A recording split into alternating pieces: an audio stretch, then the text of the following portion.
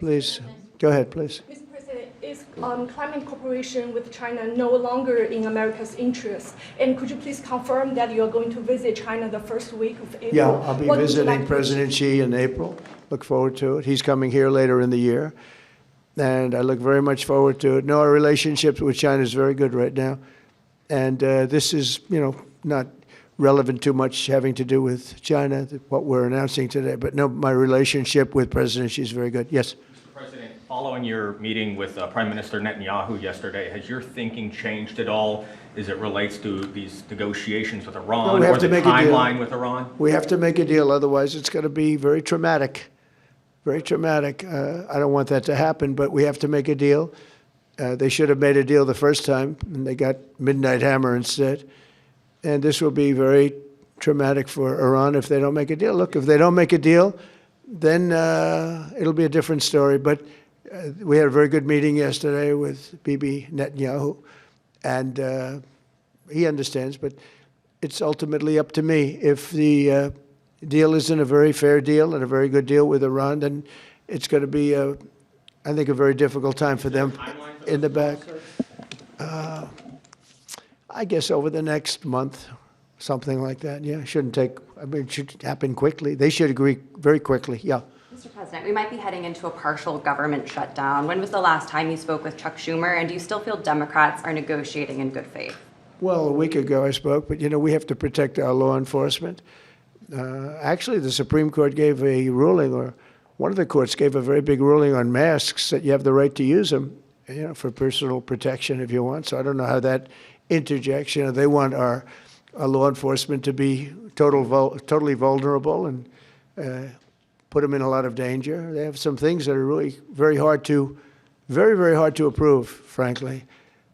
As you know, it's only pretend. We had various of the other bills, that's all done, but we're left with this one. We have to protect our law enforcement, very important. Please. Why does Prime Minister Netanyahu want you to stop negotiating with Iran? He is, you're saying stop entertaining, stop talking to them? Didn't say that, we didn't discuss that. I'll talk to them as long as I like, and we'll see if we can get a deal with them. And if we can't, we'll have to go to phase two. Phase two will be very tough for them. I'm not looking for that. Mr. President, there are currently 0 Israeli hostages left in Gaza because of you. Thank you for that. And now that the war is ending in Gaza and Israel, I wanted to ask, do you believe Bibi bears any responsibility for the security failures that we saw on October 7th? Well, October 7th was a rough time, and I guess everybody's responsible. It's you to look, but it was a terrible attack. It was a sneak attack. It was as violent as unfortunately, I've seen some of the results at levels that probably even you, good reporter, but probably you haven't seen. It was a horrible thing that took place. People were surprised. It was a surprise attack. Nobody saw that coming. He didn't see it coming. Nobody else would have seen it coming if they were in his position, I don't believe.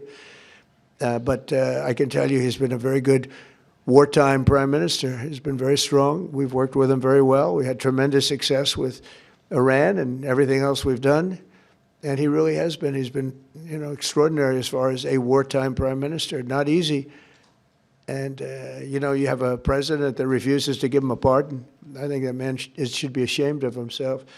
A pardon over this trial that's going on. The president of Israel, the primary power he's got is the power to give pardons. And he's not, he said he's given it 5 different times, but he doesn't want to do it because I guess he loses his power. I think the people of Israel should really shame him. He's disgraceful for not giving it. He should give it. But Bibi's been a great wartime prime minister, and I've been the best friend to Israel I think that they've ever had. A lot of people say beyond presidents that they've ever had, and we will continue to be.